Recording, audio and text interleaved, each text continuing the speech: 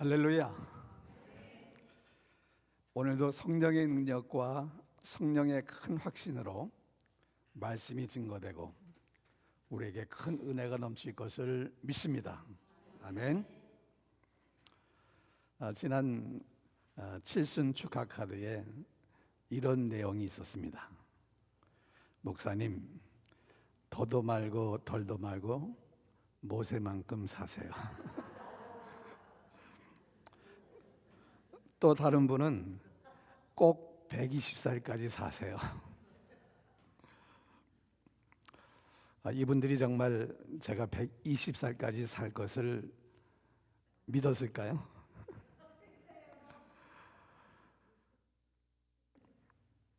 지난 2000년도에 인간의 수명을 연구하는 두 과학자가 인간의 그 기대 수명 150년을 놓고 내기를 했습니다. 엘레바마 대학의 그 스티븐 어스타드 교수가 사이언티픽 아메리칸이라고 하는 그 과학 잡지에 도발적인 글을 기고하는데, 지금 아마도 첫 번째 150세를 살 사람이 살아있을 것이다, 그렇게 얘기했어요. 무슨 말이냐면 지금 2000년도에 태어난 사람들 중에, 그 아이들 중에 150살까지 살 수 있을 것이다, 그 말이에요. 이 글에 일리노이 대학의 올스 교수가 반대 의견을 냈습니다. 120세는 몰라도 150세는 너무 나갔다, 불가능하다. 그래서 두 과학자가 내기를 한 거예요. 어떻게 내기를 했냐면은 2000년 9월 15일 두 사람이 각자 150불씩 이제 투자회사에다가 이제 냈어요. 그래서 300불이 매년 9.5% 이자가 붙어 이제 승자가 결정되는 2150년이 되면은 뭐 약 2억 달러가 될 거라 그래요. 2억 달러. 그래서 2150년에 누군가가 150살이 된 사람이 있으면은 어스타드 교수가 받는데, 그분은 살아계시지 않으니까 그분의 후손들이 받게 되고, 150살 산 사람이 없다 그러면은 울산스키 교수 후손이 받게 되는 그런 내기를 했어요. 누가 이길 것 같습니까? 내기를 시작한 지 이제 25년이 지났잖아요. 근데 지금 2000년도에 비해서 역노화, 리버스 에이징이라고 하는 그 연구가 아주 비약적으로 발전하고 있기 때문에 이 어스타드 교수가 승자가 될 가능성이 많다, 그런 얘기입니다. 역노화라고 하는 것은요, 단순히 노화를 지연시키는 안티에이징, 그 항노화라고 하는데, 그거보다 한 단계 더 발전된 단계로서 그 리버스 에이징, 노화의 과정을 거꾸로 되돌려 놓는 거예요. 그래서 오히려 젊게 만든다는 것입니다. 다시 말해서 우리가 한국에서 잘 쓰는 말이 뭐가 있어요? 해춘한다. 해춘. 그러니까 늙은 몸으로서 오래 사는 것이 아니라 젊은 몸으로 오래 산다는 것입니다. 그래서 이 역노화 연구에 억만장자들, 베이조스, 빌 게이츠, 샘 올트만, 무하마드 빈 살만, 이런 억만장자들이 막대한 자금을 투자하고, 또 구글, 마이크로소프트, 이런 빅테크 기업들이 뛰어들어서 이 긍정적인 연구 결과가 나오고 있다고 합니다. 하버드 의대 교수 데이비드 싱글레어라고 하는 분이 계신데, 이 노화에 대한 연구를 많이 하는 이 박사인데, 이분이 뭐라고 얘기했냐면, 노화라고 하는 것은 나이가 들면서 생기는 자연스러운 현상이 아니다, 질병이다, 이렇게 얘기했어요. 노화는 질병이라는 거예요. 질병은 뭐예요? 질병은 치료 방법을 찾으면 극복할 수 있다는 것입니다.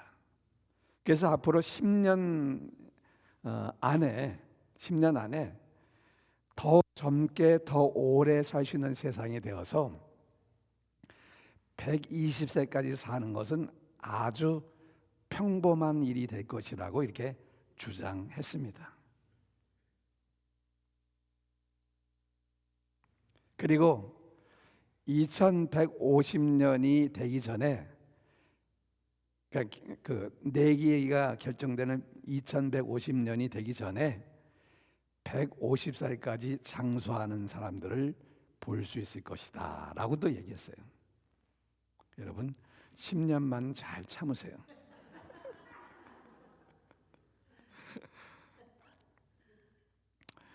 이 젊고 건강한 몸으로 장수한다, 이 리버스 에이징, 이 모세에서 찾아볼 수가 있는데 신명기 34장 7절에 보면은 이런 말씀이 있어요. 모세가 죽을 때 나이가 120세 죽었는데, 모세는 120세가 되어도 건강했고 시력도 좋았다. 그의 눈이 흐리지 아니하고 기력이 쇠하지 아니하였더라. 무슨 말입니까? 모세는 120세가 되어도 젊은 사람처럼 건강했다는 것입니다. 그런데 앞으로 이 모세처럼 젊고 건강한 몸으로 장수할 수 있다는 말씀입니다. 그렇다면 여러분, 우리도 모세만큼 120살까지는 기대해도 되지 않을까요? 아멘이 아무도 없네요. 바라기는 우리 모두가 120살까지 모세만큼만 살았으면 참 좋겠습니다. 골골하면서 오래 사는 것이 아니라 모세처럼 젊은 몸으로 건강하게 살다가 하나님의 부르심을 받았으면 참 좋겠다, 이런 생각을 합니다. 이것이 우리의 기도 제목이에요. 잘 죽는 거, 이 요즘 말로 얘기하면 웰 다잉이라고 그러죠. 웰 다잉, 잘 죽게 해달라고 우리는 기도해야 합니다. 오늘 본문에 보면은 병들어 죽음을 선고받은 한 사람의 얘기가 등장하는데, 이사야서 38장 1절 한번 보세요. 그때에 히스기야가 병들어 죽게 되니, 여기서 그때라고 하는 것은요, 바로 그 전장 이사야서 37장인데 북이스라엘을 완전히 멸망시킨 아시리아가 유다를 침공했을 때를 얘기하는. 히스기야 왕은 겁을 먹었어요. 그래서 성전과 왕궁 곳간에 있는 모든 금은을 모아서 아수르 왕에게 주었다 그랬습니다. 심지어 성전 문과 기둥에 입혀 있는 금까지 다 벗겨서 우리 좀 잘 봐주세요, 아수르 왕에게 바쳤습니다. 이런 히스기야 왕의 행동에 선지자 이사야가 크게 책망하는데, 이에 히스기야는 철저하게 회개하고 베옷을 입고 성전에 엎드려 통곡하며 기도합니다. 그때에 하나님께서 하나님의 사자를 이 아시리아 진영에 보내서 예루살렘을 포위하고 있던 18명 5천 명의 이 아수르 군사들을 하룻밤 사이에 다 죽여버리셨어요.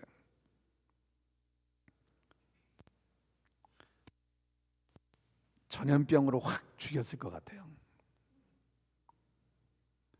아침에 일어나 보니 아수르 군사들이 다 송장이 된 거예요.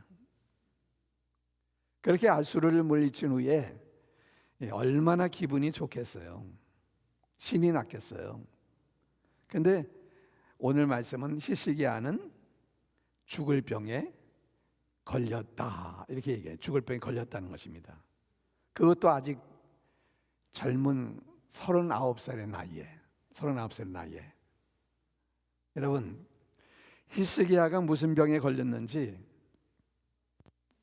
알 수는 없지만은 성경을 통해서 추론해 볼 수 있는데, 이사야서 38장 21절에 보면 이사야 선지자가 히스기 왕에게 얘기를 하기를 뭐라 그러냐면, 보세요. 이사야가 이르기를 한 뭉치 무화과를 가져다가, 그 다음에 시작, 종초에 붙이면 왕이 나으리라 하였고 그랬습니다.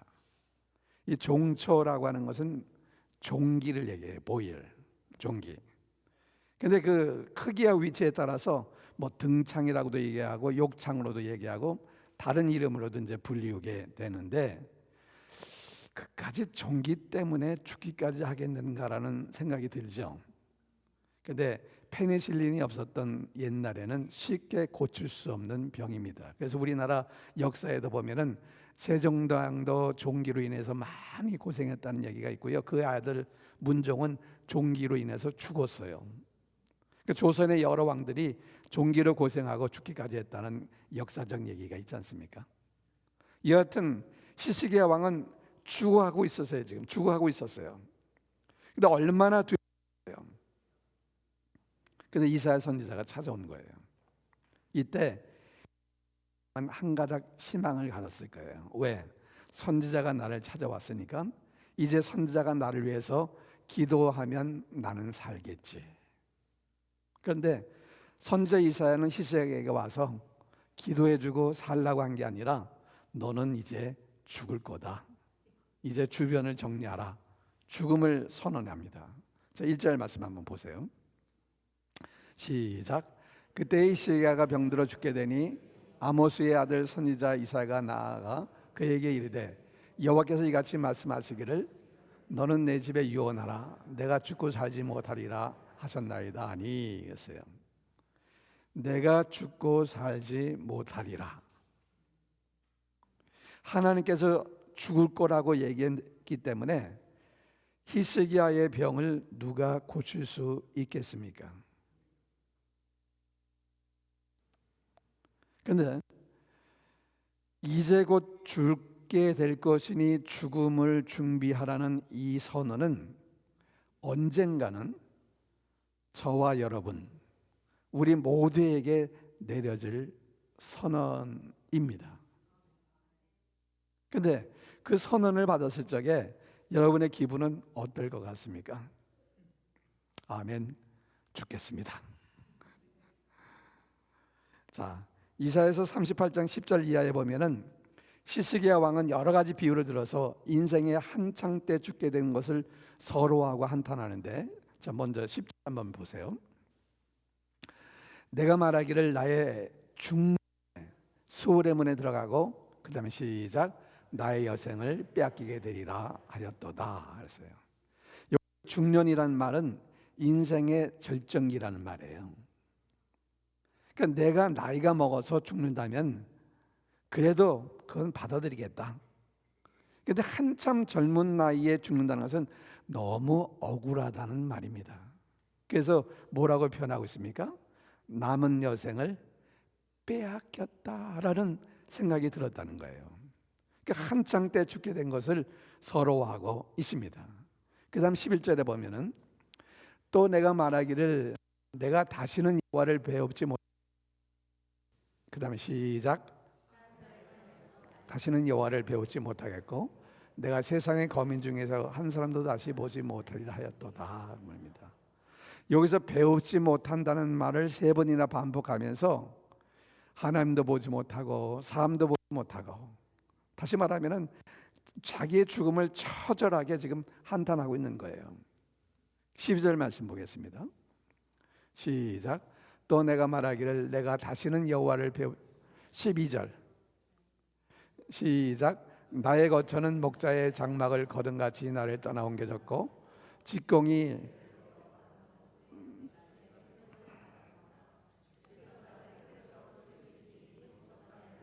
끝내시리라. 제가 바라보는 화면이 한쪽이 안 나와요. 그래서 자, 나의 거처는 목자의 장막을 거둔같이 나를 떠나 옮겨졌고 직공이 배를 걸어 마른같이 내가 내 생명을 말았도다. 주께서 나를 틀에서 끊으시리니 조속간에 나를 끝내시리라 그랬습니다. 자, 여기 보면은 목자가 장막을 거두어서 자리를 옮긴다. 배 짜는 사람이 배를 다 짜고 배를 거두어서 둘둘둘 만다. 이렇게 표현했어요. 그러니까 이것은 목자와 직공의 판단과 선택이라는 거예요. 장막이라는 것, 배라고 하는 것은 그저 주인이 거두면 거두어지는 거고 마르면 마를 뿐이라는 것입니다. 다시 말해서 히스기야는 주인이신 하나님의 뜻에 따라서 나는 지금 죽을 운명이다, 죽을 운명에 처했다, 그렇게 표현하고 있는 것입니다. 그 다음에 13절에 보면은 시작. 내가 아침까지 견뎌싸우나 주께서 사자같이 나의 모든 뼈를 꺾으시오니 조석간에 나를 끝내지리라 그랬습니다. 자, 여기의 말씀은 자신의 그 목숨이 사자가 그 먹잇감을 죽이고 삼키듯이 순식간에 나는 죽게 되는구나, 끝나버리게 되었다는 것을 여기 말하고 있습니다. 그래서 14절에 보면 이렇게 고백해요. 시작. 나는 제비같이 학같이 지적이며 비둘기같이 슬피 울며 내 눈이 새하도록 앙망하나이다. 여호와여 내 앞자리를 받사오니 나의 중보가 되옵소서. 했어요. 자기의 죽음을 철저하게 한탄하면서 히스기야는 제비처럼 학처럼 애타게 소리 지르고 비둘기처럼 구슬피 울면서 나를 고통에서 건져주시옵소서. 눈이 멀도록 하나님을 앙망하며 하나님을 바라보며 기도한다고 여기 말씀하고 있습니다. 여러분, 히스기야 왕은 유대 왕 중에 몇 안 되는 성군이었습니다. 그래서 히스기야를 하고 있냐면은 하나님 보시기에 정직하게 행했다라고 이렇게 말하고 있어요. 우상의 근거지 산당을 다 때려 부셨어요. 우상을 때려 부신 거예요. 성전을 수리하고 성전 제사를 회복시켰습니다. 그 모든 백성으로 하여금 11조와 천절 그리고 감사제 이도록 가르쳤고 유월절 절기를 지켰습니다. 이렇게 하나님 보시기에 정직하게 행한 이 히스기야 왕처럼 믿음으로 살려고 하는 사람에게도 때로는 위기가 닥쳐요. 안팎으로 어려움이 가중될 때가 있다는 것입니다. 그때 우리는 절대로 낙심하지 말고 절망하지 말고 포기하지 말아야 돼요. 그런 낙심의 문제, 위기의 문제를 가지고 하나님 앞에 가지고 나가야 돼요. 하나님 앞에 그 문제를 다 내려놓는 거예요. 그리고 간절히 부르짖어 기도해야 합니다. 그래서 끝까지 믿음으로 나가는 사람, 믿음으로 하나님께 나아가 기도하는 사람은 그 사항이, 그 문제가 얼마든지 바뀔 수가 있고 역전될 수가 있다는 것입니다. 많은 사람들이 말하기를 문제가 해결된다면, 이 문제가 해결된다면 내가 믿겠습니다라고 말을 하지만 아니에요. 먼저 믿어야 그 문제가 해결되는 것입니다. 믿어야 해결되는 거예요. 이것이 믿음의 능력이에요. 여러분, 보통 때는요, 믿음이 있어도 살고 믿음이 없어도 살 수 있습니다. 있어도 그만, 없어도 그만인 것 같아요. 그런데 그렇게 살다 보면 어느 시점에 가서는 믿음이 아주 절실하게 필요할 때가 있게 됩니다. 위기의 때, 절망의 때, 그런 순간에 믿음은 위력을 발휘하게 되는 거예요. 그래서 진정한 믿음이라고 하는 것은 위기를 만날 때에 그 믿음이 진짜인지 그 믿음의 위력이 드러나는 것입니다. 그런데 히스기야 왕은 믿음의 사람이었어요. 그래서 선지자로부터 죽음을 선고받고서도 그 절망 가운데 그는 하나님께 나아가 기도하기 시작한 것입니다. 자, 오늘 본문 2절 3절 다시 보겠습니다. 히스기야가 얼굴을 벽으로 향하고 여호와께 기도하여, 그 다음 시작. 이르되 여호와여 구하오니 내가 주 앞에서 진실과 전심으로 행하며 주의 목전에서 선하게 행한 것을 기억하옵소서 하고 히스기야가 심히 통곡하니 했습니다. 여기서 우리가 살아가는 동안에 위기가 닥치고 어려움이 가중될 때에 어떻게 해야 하는가를 배울 수가 있는 것입니다. 그런데 이 히스기야 왕은 이 위기 가운데, 이 죽음 앞에, 임박한 죽음 앞에서 그는 왕의 체면을 다 내려놓아요. 그리고 얼굴을 벽으로 향하고 하나님 앞에 심하게 통곡하며 기도했다 그랬습니다. 여기서 두 가지 기도의 자세를 볼 수가 있는데, 첫째는 뭐냐면 벽을 향하여 기도했고, 둘째는 심하게 통곡하며 기도했다고 말씀하고 있습니다. 벽을 향했다는 것은 성전을 향했다는 것을 얘기합니다. 구약 성도들은 성전을 향해 기도하는 습관이 있었습니다. 다니엘도 하루에 3번씩 예루살렘을 향하여 기도했지 않습니까? 근데 그 배경은 하나님의 약속 때문에 그래요. 솔로몬 성전이 완성됐을 적에 하나님께서 솔로몬에게 이렇게 약속하세요. 열왕기상 9장 3절 하반절부터인데, 자, 나는 내가 건축한 이 성전을 거룩하게 구별하여 내 이름을 영원히 그곳에 두며 내 눈길과 내 마음이 항상 거기에 있으리니, 그러니까 영원히 하나님의 이름을 그곳에 두고 하나님의 눈길이, 하나님의 마음이 그 성전에 있게 하겠다는 것입니다. 근데 이 솔로몬은 이 하나님의 말씀을 듣고서 그 약속을 붙들고 하나님께 기도하기를 이렇게 기도해요. 역대하 6장 34절입니다. 시작. 그들이 주께서 택하신 이 성과 내가 주의 이름을 위하여 건축한 이 성전 있는 쪽을 향하여 주께 기도하거든.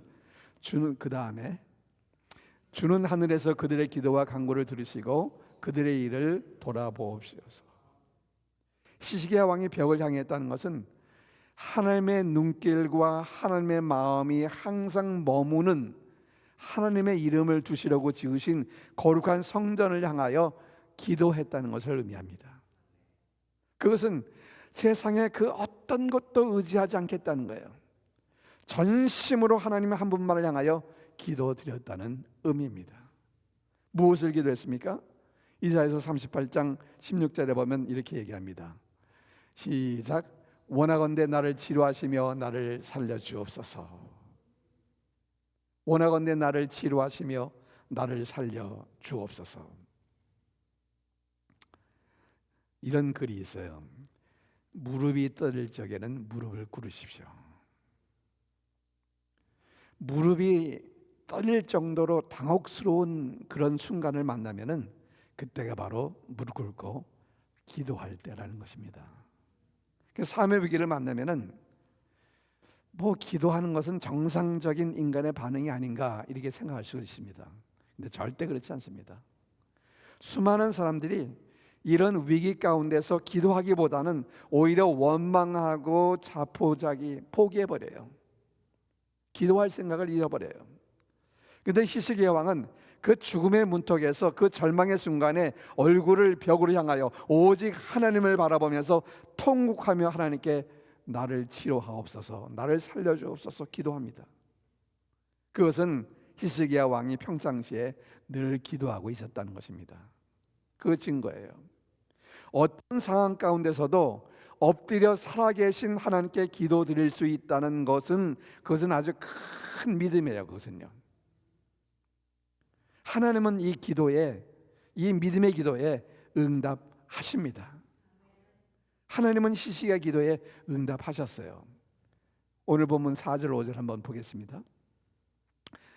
이에 여호와의 말씀이 이사야에게 임하여 이르시되, 그 다음에 시작. 넌 가서 시야에게 이르기를 내 조상 다윗의 하나님 여호와께서 이같이 말씀하시기를 내가 내게 기도를 들었고 내 눈물을 보았노라.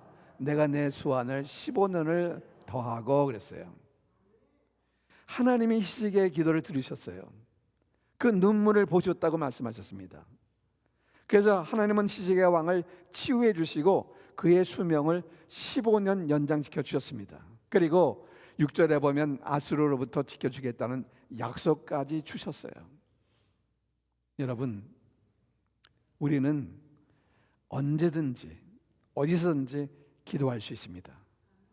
기도의 시간이 제약을 받지 않아요. 시간도 제약받지 않아요. 장소도 제약이 없어요. 그런데 중요한 것은 그 기도의 내용, 정말 진실과 전심으로 하나님을 향하여 기도해야 된다는 거예요. 그러면 히스기야의 기도에 응답하신 하나님은 지금도 우리의 기도에 응답하십니다. 아멘. 하나님은 지금도 우리의 통곡의 그 눈물의 기도에 귀를 기울이시는 하나님이십니다.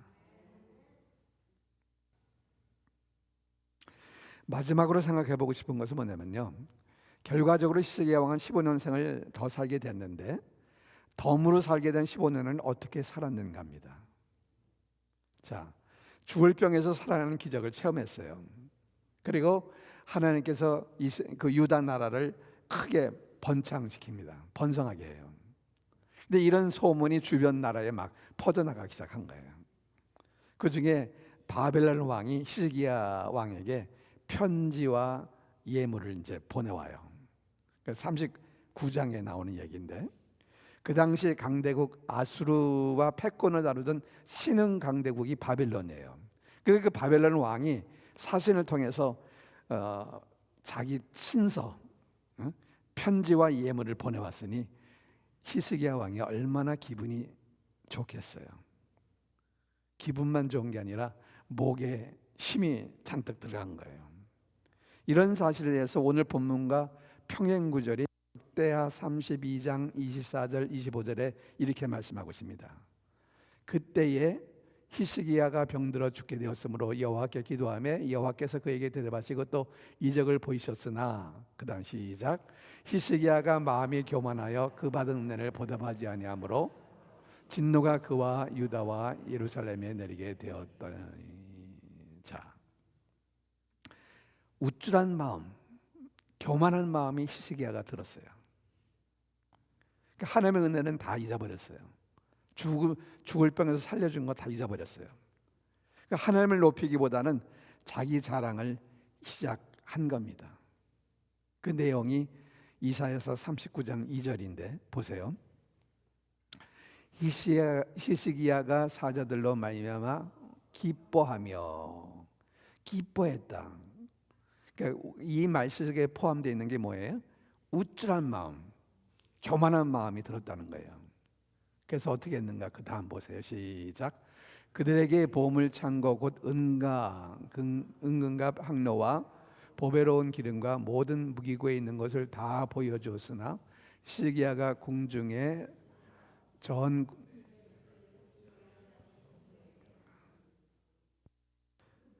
하나님의 축복으로 부강하게 됐어요. 그러면은 이렇게 우리가 잘된 것은, 부강하게 된 것은 다 하나님의 은혜라고 얘기해야죠. 우리의 힘은 하나님이시다. 하나님께서 어떻게 자신을 죽을 병에서 살려주셨는지를 간증하며 하나님께 영광을 돌려야 맞는 거예요. 그런데 히스기야는 그 사자들에게 왕궁의 모든 보물과 무기고를 활짝 열어서 다 보여주면서 자랑합니다.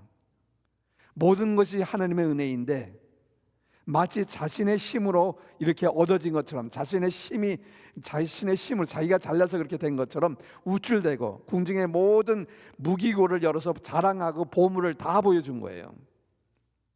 근데 그 결과 하나님이 이사야 선지자를 통해서 심판을 선언하는데 6절 말씀입니다. 39장 6절 보세요. 보라, 날이 이르르니, 시작, 내 집에 있는 모든 소유와 내 조상들이 오늘까지 쌓아둔 것이 모두 바벨론으로 옮긴 바 되고 남을 것이 없으리냐, 여호와의 말이니라 하십니다. 히스기야가 우쭐대면서 자랑하고 보여주었던 그 모든 보물들이 다 바벨론으로 빼앗기게 될 거라고 말씀했습니다.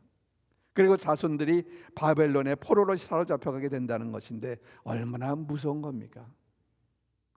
나중에 바벨론으로부터 세 차례 공격을 받고 이사야 선지자의 예언대로 왕국의 모든 보물과 성전의 기물까지 다 빼앗깁니다. 많은 사람들이 포로로가 되어 바벨론으로 끌려가게 됩니다. 이사야 선지자의 예언대로 그대로 되어진 거예요. 여러분,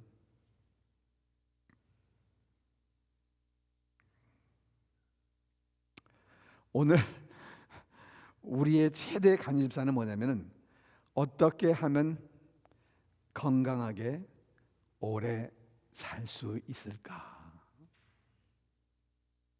그렇잖아요. 유튜브에 보면은 무엇을 먹으면, 어떻게 먹으면 건강에 좋다, 얼마나 많아. 유튜브에 사람들이 그걸 보고 그대로 따라해요. 성경 말씀보다도 더 순종합니다. 하나님 말씀보다 더 순종해요. 거기 있는 말. 그리고 자기가 아는 사람들에게 다 보내요. 저에게도 많이 와요. 귀찮을 정도로. 여러분, 건강하게 오래 살고 싶어 하는 것은 우리 인간들 모두가 가지고 있는 욕망입니다. 그런데 이제 우리는 현대 문명의 생활 향상과 의학의 발달로 옛날보다 확실하게 오래 살게 될 것입니다. 다 120살은 몰라도 100살까지, 110살, 110살까지, 120살까지. 앞으로 인간의 수명이 기하급수적으로 늘어나게 될 것입니다. 그런데 단지 수명이 늘어난다는 것이 아니라 노화 자체를 예방하고 멈추게 하고 오히려 이렇게 역전시켜서 리버스 에이징, 역노화, 그 젊음을 유지한 채로 장수하게 된다는 거예요. 젊은 몸으로 오래 산다는 거예요. 그런데 여러분, 건강하고 오래 사는 것보다도 더 중요한 것은 어떻게 사느냐입니다. 어떻게 사느냐, 이것이 중요해요. 그러니까 제 가운데 부끄럽게 산다면 오래 사는 것이 결코 축복이 아닙니다. 그것은요, 하나님께서 시시기하의 생명을 연장시켜 주신 이유는 그를 통해서 하실 일이 있으셨기 때문입니다. 그런데 사실 따지고 보면 오늘 우리 모두는 생명을 연장받은 삶을 지금 살아가고 있는 거예요. 무슨 말이냐면 하나님의 은혜가 없이는 우리는 지금 존재할 수 없어요. 하나님의 은혜가 있기 때문에 지금까지 사는 거예요. 그걸요. 그런데 앞으로 우리에게 주어진 이 여생을 어떻게 살다가 주님 앞에 가기를 원하느냐, 그 말이에요. 살아야 될 분명한 이유가 있는 사람들이 되시기를 바랍니다. 아멘. 건강하고 힘이 있고 재물이 있고 원하는 것을 이루고 형통할 때, 잘 나갈 적에 우리 마음에 절대로 교만하지 말아야 돼요. 우리가 가진 제 물질, 우리가 가진 그 재물, 우리가 가진 그 재능, 우리가 가진 사회적 지위, 이것을 다 겸손히 하나님의 뜻을 이루고자 하는 그 일에 쓰임 받도록 해야 돼요. 사랑하는 여러분, 하나님께서 우리에게 주어진 시간이, 허락한 삶이 얼마인지 몰라요. 근데 우리가 남은 시간이 얼마가 남았든지 무슨 일을 하고 있든지 우리는 영원한 세상을 향해서 준비하는 하루하루 삶을 살아야 한다는 거예요. 그리스도로서 오직 하나님의 말씀대로 순종하고 하나님의 베푸신 은혜를 찬양하면서 우리에게 주어진 사명에 최선을 다해서 살아가시기를 주의 이름으로 축원합니다. 기도하겠습니다.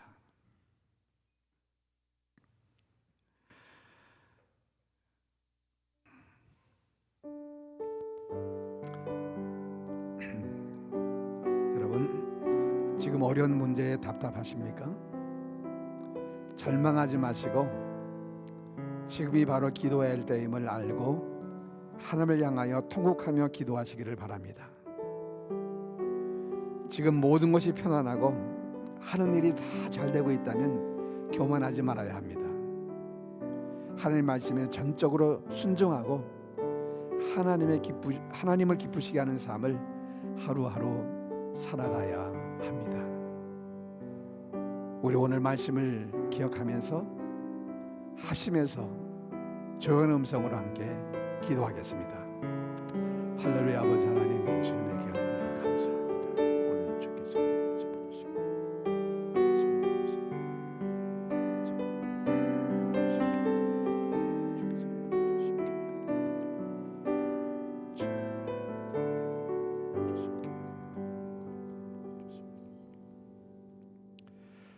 하나님 아버지,